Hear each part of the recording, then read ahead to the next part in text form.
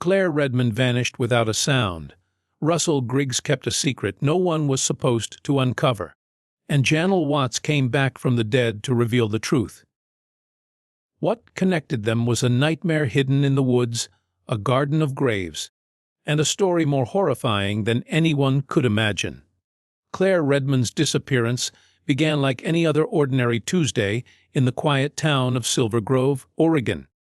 Nestled between dense pine forests and winding highways, Silver Grove was the kind of place where everyone knew everyone, and crime was something people read about in newspapers from other cities.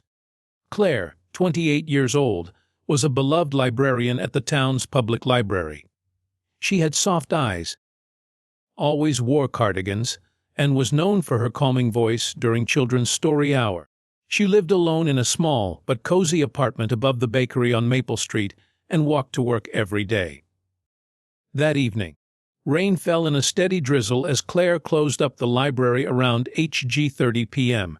Her coworkers remembered her waving goodbye with her usual quiet smile. Carrying her canvas tote bag filled with returned books she planned to read over the weekend. The security camera at the entrance caught her locking the front door, opening her umbrella, and disappearing into the misty night. That was the last confirmed sighting of her. The next morning, Claire didn't show up for work. It was unusual, but not alarming. Her supervisor assumed she was sick. By noon, texts and calls went unanswered. Concern grew when her best friend, Lauren, went to her apartment and found the door locked, lights off, and no sign of Claire inside. Her phone went straight to voicemail. By late afternoon, police were notified. Her car was found 2 blocks from the library, parked on a side street near an alleyway. The driver's door was slightly ajar. Inside the vehicle, her tote bag lay on the passenger seat, filled with books. Her purse was still there, untouched. Her wallet, ID, and even a sealed sandwich sat if she'd planned to return shortly. The only thing missing was Claire. There were no signs of a struggle, no broken glass, no fingerprints other than her own. For a town like Silver Grove, it was terrifying. The police began canvassing the area. Neighbors reported seeing Claire walking with her umbrella, but didn't notice anyone following her. One elderly man thought he heard a car door slam and tires screech around 9 p.m., but no one could confirm it. Surveillance footage in the area was limited. The library's front camera had poor resolution, and the nearby shops had already closed before she left. Local media picked up the story quickly. A photo of Claire, smiling, wearing a maroon scarf, was posted on every street pole and shop window. Volunteers organized search parties to comb through parks, trails, and ditches. Drones and cadaver dogs were brought in. Days turned into a week, then 2. The search expanded into nearby towns. Her bank account remained untouched. Her phone never turned on again. Silver Grove's sense of safety unraveled. Parents began walking their kids to school. Businesses installed cameras. Town hall meetings grew tense. Rumors filled the silence. Some said she was kidnapped, others believed she ran away. A few people insisted there must have been a stalker, someone who had watched Claire without her ever realizing it. But nothing about Claire's life suggested danger. She had no enemies, no ex-partners with a grudge. Her social media was quiet, her routines predictable. She was the kind of person who fed stray cats and left bookmarks in return books for others to find. And yet, she was gone. Completely and utterly gone. What no one knew at the time was that Claire Redmond's case was not isolated. Her disappearance wasn't a random event. It was the final piece of a much larger puzzle.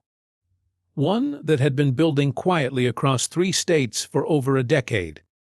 And though no one could see it yet, the horror was just beginning. Detectives working Claire Redmond's case knew something about Russell Griggs didn't sit right.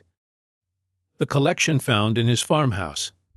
Carefully labeled personal items, photographs, and that hidden soundproof room felt too calculated to be random. But it was the black leather notebook that pushed the investigation into terrifying new territory. Discovered beneath a loose floorboard in the basement, The notebook contained a handwritten list of 13 female names. Each entry had a first name, a date, and sometimes a location. Claire's name was the last one. Her date matched the day she vanished. As investigators read through the notebook, they realized the case was far larger than anyone in Silver Grove could have imagined. The names on the list spanned over 10 years and multiple towns across Oregon, Washington, and Idaho. At first glance, none of the names appeared connected, but when police started digging deeper, patterns began to emerge. Every woman listed had vanished under eerily similar circumstances: no sign of struggle, car or belongings left behind, no witnesses, and no resolution. In nearly every case, the investigation had stalled and eventually gone cold. One of the earliest names on the list, Marissa Coates, had vanished in 2007 in Spokane. Her vehicle had been found parked outside a laundromat, her phone still in the cup holder, her jacket draped over the back seat. The case never got media attention outside the local area. Another name, Eliza McNabb, had gone missing in 2012 near Bend, Oregon. Her disappearance had received even less attention. She was assumed to have run away after leaving a vague note. Her case was never officially classified as suspicious. As police combed through old files, one disturbing pattern stood out: each disappearance occurred on or around the full moon. At first, it seemed like coincidence, but the alignment was too consistent to ignore. The dates in the notebook matched the lunar cycle almost perfectly. Investigators started calling this detail the full moon marker. And it changed the direction of the case entirely. It appeared that Russell Griggs had been operating with meticulous timing. Possibly ritualistic, certainly methodical. The FBI was brought in to assist, and suddenly the local investigation in Silver Grove became a multi-state task force. Composite sketches, case timelines, and victim profiles were plastered across entire walls in the Silver Grove Police Department. Journalists began connecting the dots and ran features on the collector. The nickname Russell earned due to the trove of labeled items and the precise documentation of his victims. But the public nickname only scratched the surface of how sinister the truth really was. Despite all this evidence, there was a major problem. The district attorney's office couldn't press murder charges. No bodies had been recovered. The hidden room suggested captivity, but not homicide. The shoes, brushes, and personal items were deeply suspicious, but not illegal. Russell's legal team claimed he was merely a collector of oddities and had a history of mental illness. They insisted the items had been purchased online or found discarded. That claim was hard to dispute without direct proof. The notebook, while disturbing, wasn't enough to tie Russell to the physical act of harming anyone. The families of the missing women were furious. To them, it was obvious. But the law required more. Prosecutors needed a witness, a body, or a confession, none of which they had. Then, just as momentum began to stall again, something unexpected happened. Janelle Watts, the 12th name on the list, walked into a police station in Provo, Utah. She was thin, disoriented, and covered in old scars. Her face was sunken, her eyes hollow. When officers asked her name, she said it softly. So softly they didn't believe her at first. But after confirming her identity, they realized the unthinkable. One of the collectors. Missing victims had returned from the dead, and she had a story that would blow the case wide open. The return of Janelle Watts changed everything. For nearly 2 years, she had been considered dead. Just another name in Russell Griggs's disturbing notebook, another woman whose disappearance fit a chilling pattern. But now she was standing in front of investigators in Provo, Utah, a ghost brought back to life. Her sudden appearance was the breakthrough law enforcement had been desperately hoping for, and the horrifying details she shared would confirm the worst fears about what had happened to the women on that list. Janelle told investigators she had been abducted in the summer of 2019. She was walking home from her job at a small diner in northern Idaho when a man in a van offered her a ride. She refused. He followed her. That's the last thing she remembered before waking up in total darkness. She had been kept in what she described as a concrete room with no windows, chained at the ankles. She didn't see her captor's face for the first few days. Food was left without a word. Then came the instructions. Written notes slipped under the door. She was told to remain silent, to eat only when instructed, to obey without question.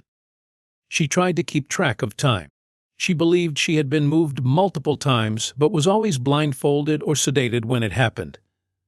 At some point, the routine shifted. She began receiving small tasks: cleaning, writing letters to someone called the garden, and carving names into small wooden plaques. It was during these rituals that she learned about the others. Her captor, whom she later identified as Russell Griggs, would force her to participate in a ceremony during every full moon. He would make her read a name aloud, burn a candle, and bury the carved plaque in a forest clearing she only saw briefly. According to Janelle, the clearing was filled with dozens of plaques, each marking a grave. She only ever saw one other woman during her captivity, and only from a distance, chained to a tree during one of the rituals. She couldn't say for sure who it was, but the description matched Claire Redmond. Janelle believed Claire was still alive when she escaped, though she hadn't seen her in over 2 days before slipping away during a thunderstorm. A metal hatch had been left slightly open, and with no time to think, Janelle climbed out and ran until she found help. Her account shocked the task force. Every detail, down to the candle rituals and the timing of the full moons, matched the evidence already gathered. Most critically, she confirmed that Russell Griggs was not only involved, but entirely responsible. Her testimony transformed the investigation from a circumstantial case into one with a living victim and direct eyewitness account. Still, they needed physical proof. Guided by Janelle's memory, investigators began searching rural areas across state lines, focusing on where she believed the clearing might be. It took weeks of calming dense forestland, but eventually in a stretch of woods in Washington they found it. The clearing was exactly as she described: remote, overgrown, and eerie. Beneath the soil, police unearthed 11 shallow graves. Each one was marked by a small wooden plaque with a woman's first name and a date. The discovery stunned the country. News of the Garden of Names spread rapidly. Families of the missing women began receiving calls. Some had waited years for closure. Others never even knew their daughters were on that list. The remains were sent for DNA testing, and one by one, they confirmed what investigators had feared. The women listed in Russell's notebook were real victims. All except one, Claire Redmond. Her grave was there, her name etched on a plaque, but no body was found in that spot.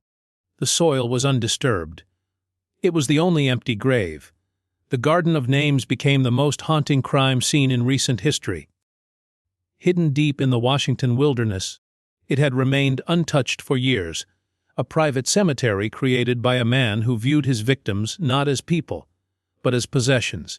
As forensic teams worked tirelessly to identify the remains, one detail stood out more than any other. The 12th grave, the one meant for Claire Redmond, was empty.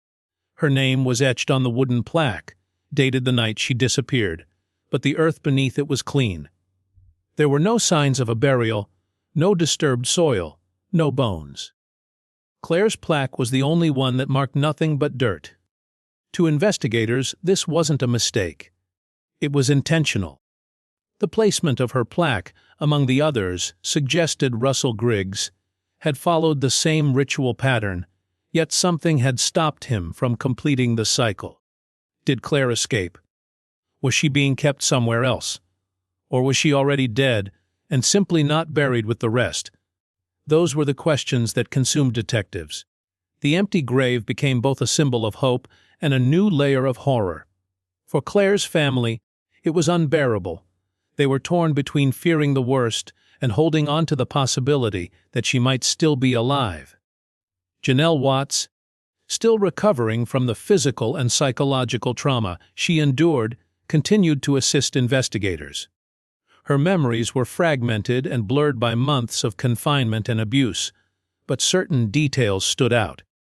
She remembered the layout of the underground cells, the smell of damp concrete, the faint sound of music echoing through the vents at night. But most chillingly, she recalled one specific night, 2 days before her escape, when she heard someone else crying. The sobs were distant, muffled through walls, but clearly human. Janelle tried to respond, but was punished the next day by being deprived of food and light. That was the last time she ever heard the other person. Investigators believe those cries may have belonged to Claire. Guided by Janelle's recollections, the FBI returned to Russell Griggs's properties, searching every inch of the farmhouse, outbuildings, and nearby wooded areas. But then, during a second sweep of the evidence room, a box of surveillance tapes was re-examined. One VHS stood out. It had no label on the spine, just the name, CLAIR, scrawled in red marker across the front. The video was immediately reviewed. It showed a grainy black and white feed of a small storage unit. A woman sat in the corner, weak and motionless, her wrists shackled to the floor. Despite the poor quality of the footage, investigators identified her. It was Claire Redmond. The timestamp on the video was dated just 6 days before Russell Griggs had been pulled over and arrested. This discovery caused a frantic rush to locate the storage unit, and they did. One registered to a false identity linked to Russell, located 50 miles from Silver Grove. But when agents arrived, it was too late. The unit was empty. Inside, there were only remnants, rusted chains bolted to the floor, a soiled mattress, and a broken hand mirror. A single note was taped to the wall. It read, "She was never yours to save." The implications were devastating. It meant Claire had been alive during the investigation, possibly even aware that help was close. But Russell had moved her, or worse, before authorities could act. The unit was swept for forensic evidence, and while blood and hair samples were found, there was no sign of Claire's current whereabouts. The story consumed the nation. The haunting image of an empty grave and the message left in the storage unit became the center of every news broadcast. Claire was no longer just a victim. She became a symbol of all the unanswered questions in the case. Where was she? Was she still alive? Had she managed to escape like Janelle? Or had Russell taken her somewhere even darker? No one could say for certain. But what they did know was that Russell Griggs was far more calculated and far more monstrous than anyone had imagined.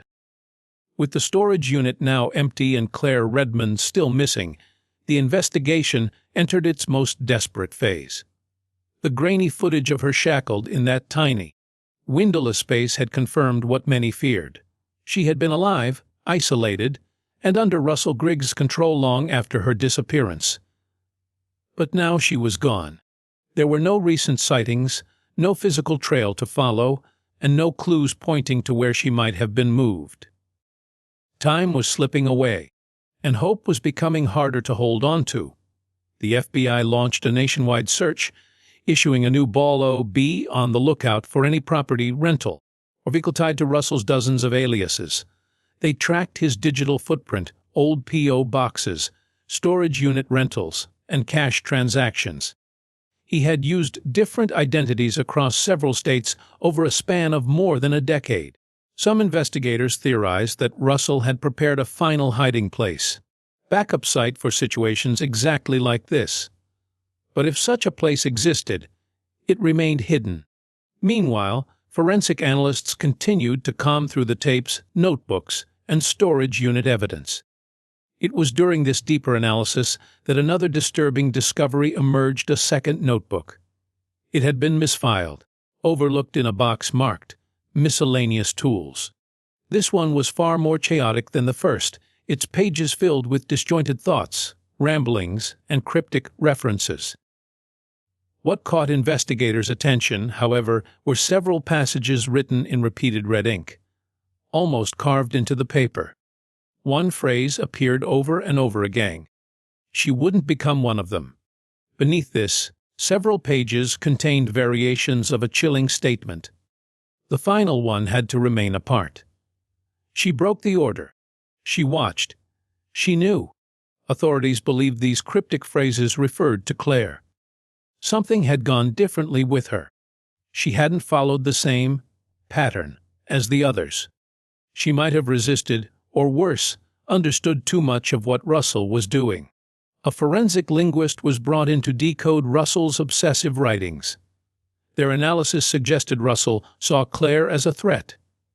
Not physically, but psychologically. She didn't fit into his cycle of control. Unlike the others, who had been isolated and gradually broken down, Claire appeared to challenge him. It was possible she had refused to participate in the rituals, or had tried to escape, or simply refused to give him the satisfaction of fear. Whatever it was, it unnerved him. That theory aligned with another piece of disturbing evidence: audio recordings recovered from a microcassette recorder found in a hidden drawer beneath Russell's kitchen floor. Most tapes were degraded or filled with static, but one recording was partially intact. It captured a conversation, one-sided, Russell speaking softly, almost tenderly, to someone who never replied. His voice was calm, but what he said was anything but. "I told you, Claire. You can't change what's already begun." The others understood. "You don't. That's why you'll stay here. That's why you're different." That tape became the final confirmation Claire had been chosen for something different. Something even worse than death. The case against Russell Griggs proceeded with overwhelming evidence. Janelle's testimony, the garden of names, the tapes, the storage units, and the journals all painted a complete picture of a sadistic predator who had abducted, imprisoned, and murdered at least 11 women. He was found guilty on multiple counts of murder, kidnapping, and unlawful imprisonment. He was sentenced to 12 consecutive life sentences with no chance of parole. But for all the justice delivered, one piece remained missing: Claire Redmond. Despite everything, her fate remains unknown. Some believe she was killed and buried in a location Russell never revealed. Others think she escaped, traumatized and unwilling to return to a world that had already buried her.